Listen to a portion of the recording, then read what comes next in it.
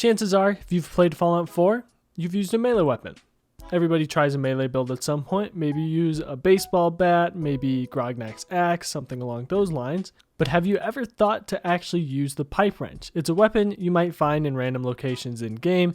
Maybe you see it on the ground, pick it up, find it on a raider's corpse.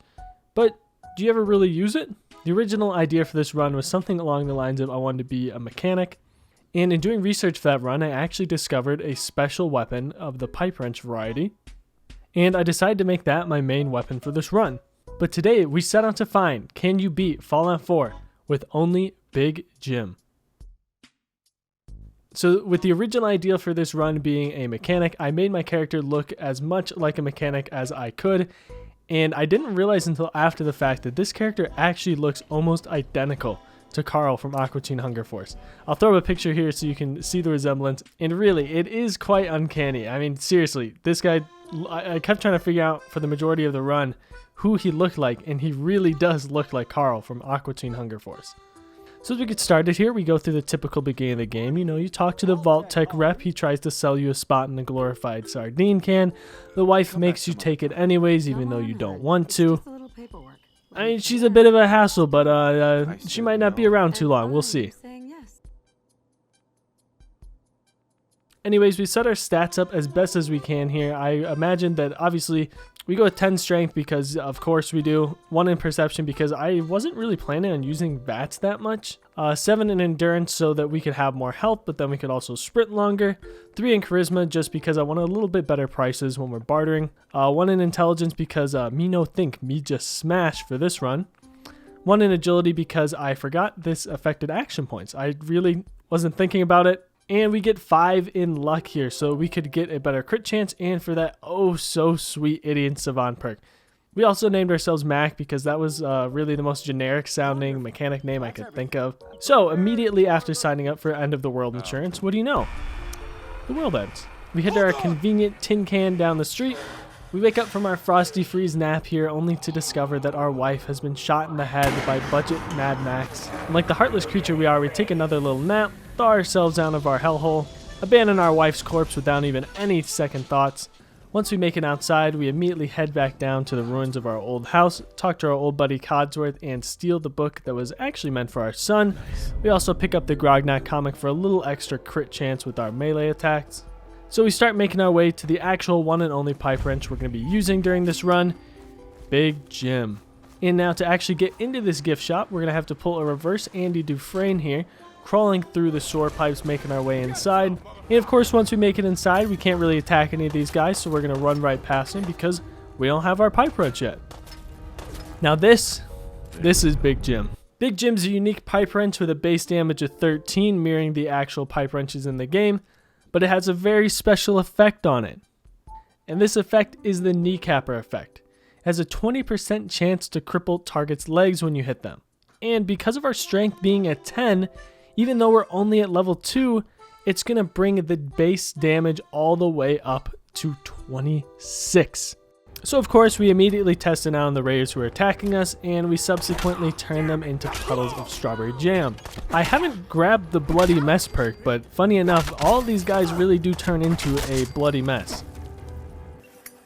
As we exit the gift shop, this monkey, he attempts to blow us sky high, so you know, we turn him into the next blood offering for Big Jim. And as we make our way back to the Commonwealth, we find ourselves going up against another evenly matched foe here. Luckily enough, we prevail once more. I think the raiders actually may have heard of Big Jim's presence already because this raider here is offering his body up in exchange for my mercy. It doesn't work. Next, we continue into the Museum of Freedom where we turn more raiders into mush. So I'm making my way up the Museum of Freedom. I'm raiding a fridge here, and of course this raider gets violent with me, so I hit him with Big Jim. He turns into soccer star Ronaldo here, bicycle kicking his own shotgun. So we agree to help Preston with his raider problem at the Museum of Freedom. We get into the power armor the game makes us get into. I didn't want to go this whole run though in a suit of power armor. I thought it'd be kind of unfair. One of the raiders here actually accidentally kills his buddy to help us out, but we don't show him mercy either. So of course the Deathclaw shows up as it always does.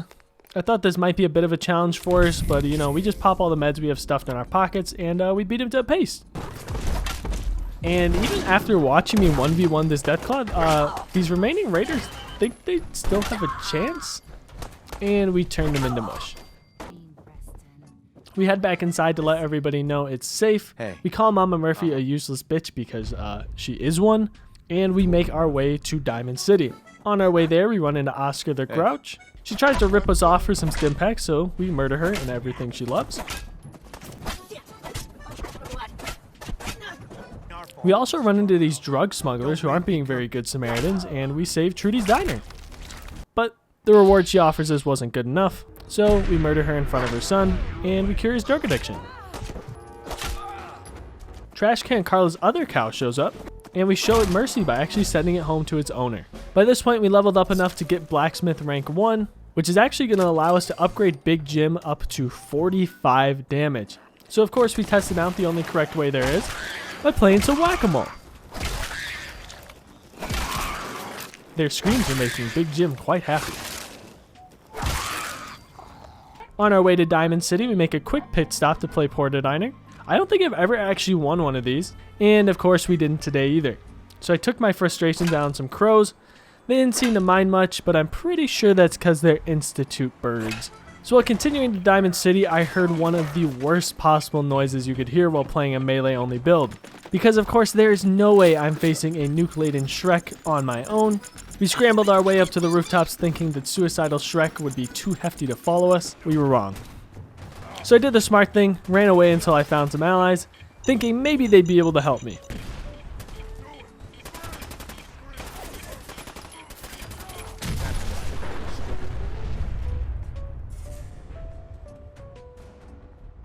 Not eager to get into a fight with mutants, huh? I guess I can't blame you. Bye.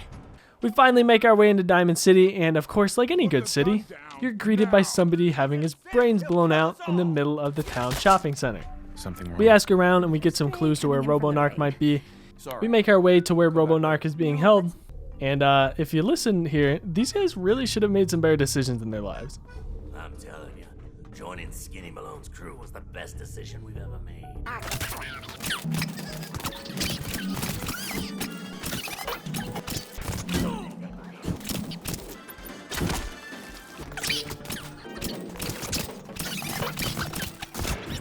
We finally make our way to Sherlock Chrome and continue on with our murder spree.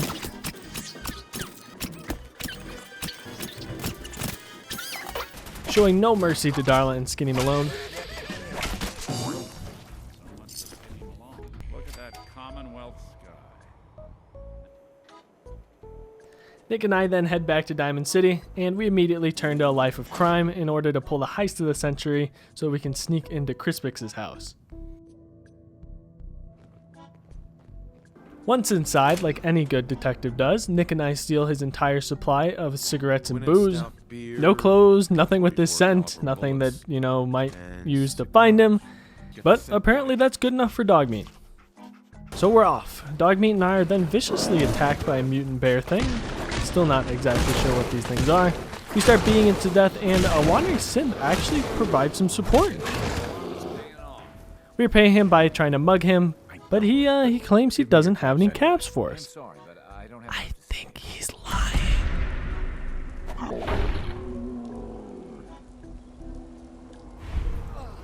He wasn't. So Dogmeat and I continue our journey. We find Corn Pops, and instead of hearing him out, I take every drug imaginable and I turn his flesh into pulp.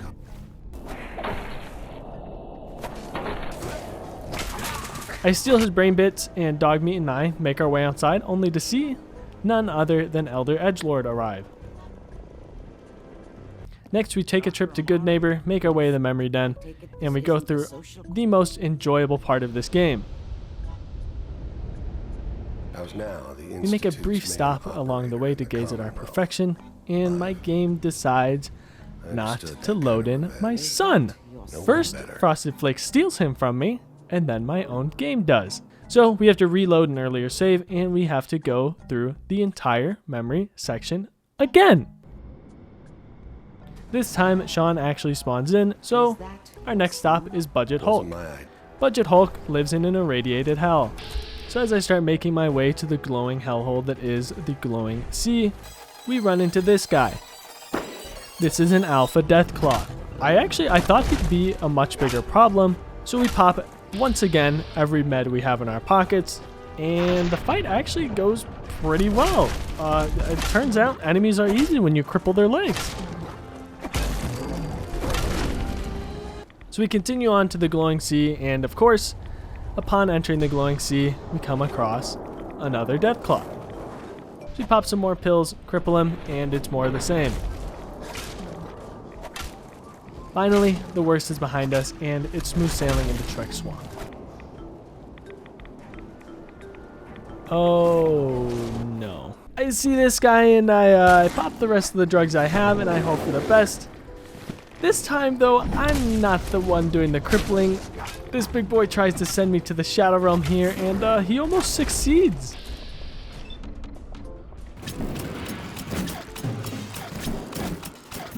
So I get him on his back, I pound away until he can't take anymore, and suddenly he disappears. Gone in an instant, as fleeting as life itself. And he's back. This motherfucker, this Deathclaw had a gun. This entire time he had a gun in his back pocket, and he had the respect to fight me man to man. Also, this guy's right outside of Virgil's house. If Virgil needs to leave, does he have to like go through this thing every time? Is this thing his pet? So we make a quick stop in, say hi to Virgil, talk to him for a bit, and we find out that we're off to Green Tech Genetics to find a courser. We plow our way through Green Tech Genetics, killing all the gunners we see along the way, painting the walls with their strawberry jam, whacking away until finally I run on a Stimpack. So I make my way back to a part I thought I'd already cleared to find a toilet or something that I can drink from to restore my health. I take a bullet to the toe, and because I don't ever remember to save, we have to start this all over.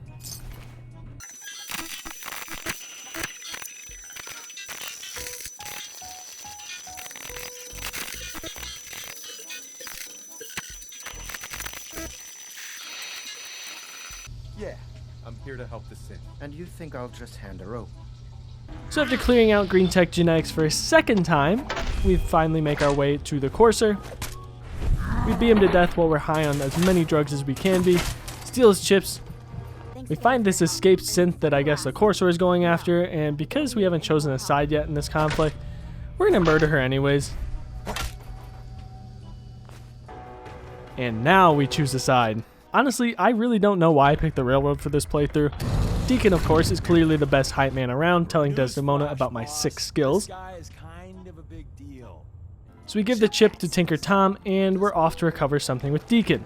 Deacon proves himself right away to be the most valuable asset we could ever wish for, and we make our way onto the abandoned diner basement secret hideout. I immediately start taking apart synth left and right. I take a wrong turn here at the end of the hallway, and I end up almost becoming a frozen fish fillet once again. Deacon and I then make our way to Timmy's corpse.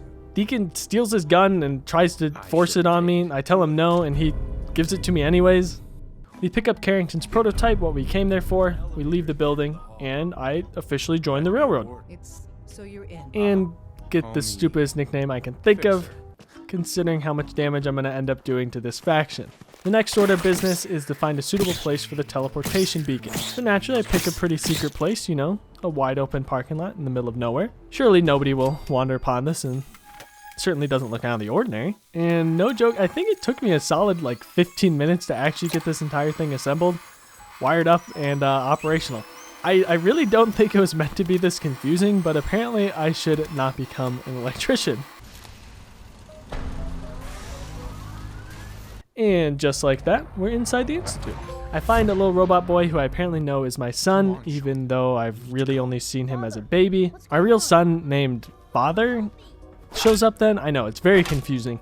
So I lie to Desdemona, tell her that I was kicked out of the Institute, and we start with Plan B. And I realized that I would essentially have to start fresh with another storyline, so we load a previous save. This time we don't kill our son, Father, and we meet up with our inside man and his very good friend, Mr. Clean. Seriously, this guy looks just like Mr. Clean, and he's even cleaning. And thus starts our espionage of the Institute. So after going back to Railroad HQ, Desdemona refuses to acknowledge us at all. I mean, seriously, what a bitch.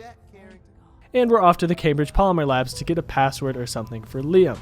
I don't know. I didn't pay attention. And this place was an absolute hellhole. I didn't understand what I was doing or where to go, what I was there for. And I shit you not, I wandered around here for 20 minutes straight until I realized you could literally just walk up this fucking ramp into the air ducts.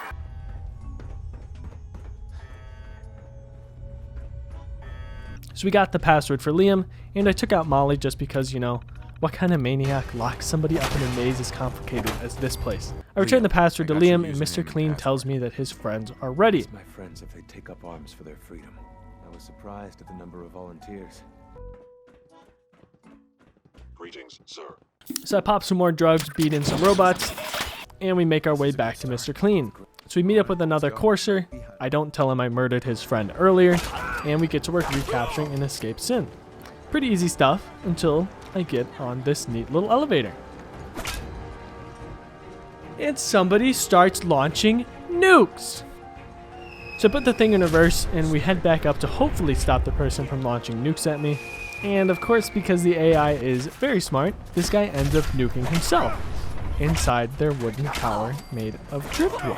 So we make our way up to the top and give Braveheart here his recall code, and his friends are so confused by what happened that they don't even try and fight back.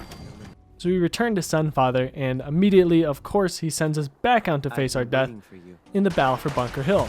And the Brotherhood shows up for the first time in this playthrough, and I quickly realized that my wrench might not do too well against these guys. And I run away like a coward to recover most of my health by drinking raw sewage straight from a puddle. And right afterwards, I am almost immediately killed, even though the bacteria from that puddle probably would have killed me eventually. I realized that we can probably just get on top of this bus, jump inside, and of course, sure enough, it works. And of course, I helped this friendly courser here who was just trying to kill this doctor who was viciously attacking him. And because I'm really towing the line for this playthrough, I decide to kill the courser too, just for good measure. So I make my way into the utility basement where the escape synths are supposedly holed up, find the escape synths, and then I either didn't remember what I was supposed to do here, or I don't think I ever knew in the first place. But for some reason, the synths wouldn't talk to me, no matter what I tried. So, I just left. And upon going back outside, this vertibird crashes into this statue. It really hyped me up, so much so that I thought I could take on this Brotherhood of Steel Trooper. And I severely underestimated how much better a laser Gatling gun is than a wrench. So I watched the vertibird crash again. I guess it is scripted. And I went back to Sunfather. He then tells me that he wants me to sit in on the directorate meeting. You know, pretty long and boring.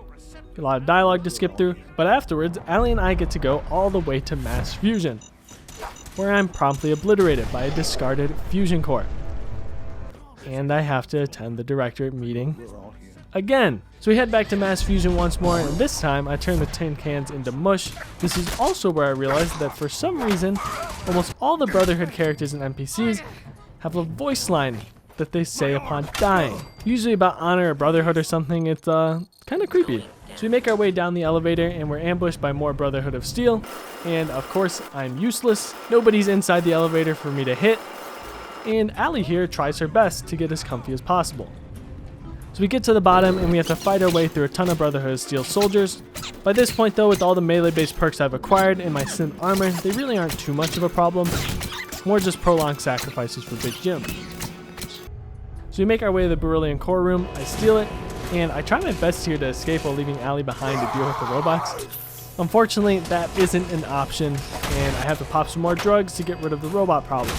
I tried to leave again, hoping maybe now that I'd killed enough, I could leave. No dice. I head back down to see what's taking Allie so long to dispose of the robots, and it turns out there was a sentry bot. I used some more drugs, and he really wasn't too big of an issue either. So we make our way back to the Institute, and Oberly tells me that some scientists have gone rogue? Not on my watch. So let their pet gorillas out of their cages, and they're surprisingly inefficient at killing the scientists. So instead, I test myself against these mighty foes. Can I go toe-to-toe with one of nature's beefiest boys? Apparently, yes. I felt kind of bad, actually. I crippled the poor thing, and he just kind of sat there and took it. So I returned to Oberly and tell him all the good news. All his pet gorillas are dead. The scientists are dead. Yeah, good news. And we're off to do another mission for the Institute. I get sidetracked though when an alien spaceship falls out of the sky. I'd really only played Fallout 4 like my actual one-time playthrough before this. This was my like second time playing through the game in fullness. So anyways, we make our way to where the alien is holed up after his spaceship crashes.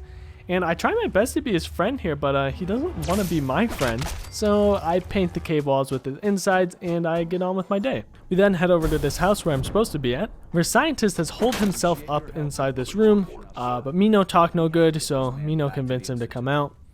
And instead of busting down the door, they simply beam somebody into the room.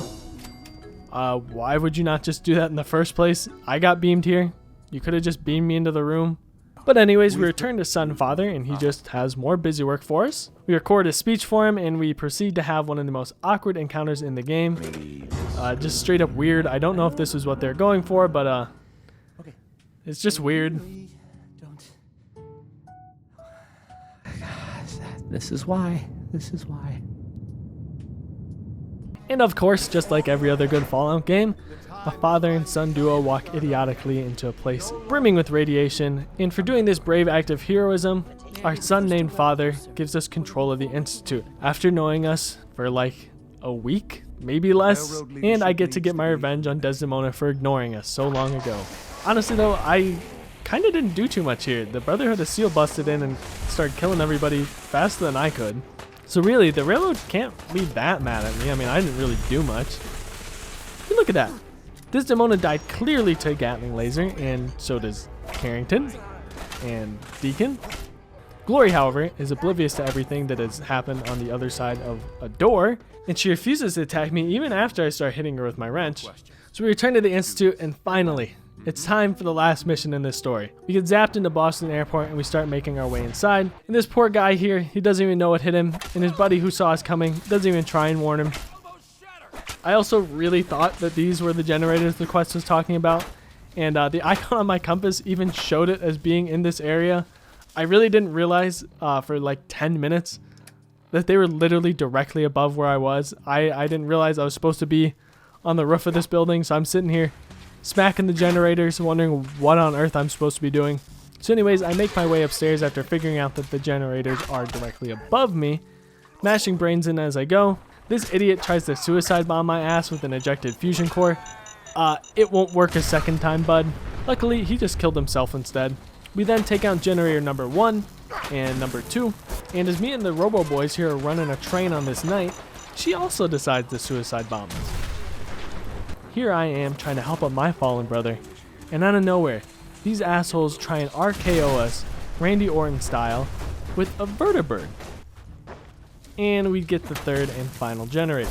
So we get to defending the hacking of Optimus Prime here, and out of nowhere, Elder Maxon is just on the roof taking pot shots at us with his Gatling laser. So of course, I do what must be done in this situation. I go to face him one-on-one. Man v man. All or nothing. And I fall off the roof. Funny enough, he disappears. I really don't know where he went. I really did want to finish him off, but we finish hacking the robot anyways. It blows up the airship, and just like that, we've beaten Fallen 4 with just Big Jim. If you guys did enjoy the video, make sure you leave a like, comment down below if you have any other ideas or suggestions. It was really fun to make this. Took me a lot longer than I probably should have, but maybe I'll know better for next time. Thank you guys for watching this all the way through. If you have stuck around till the end, I appreciate it a lot. This was a lot of fun to make, and I'll see you guys in the next one. I think I'd like to sleep now.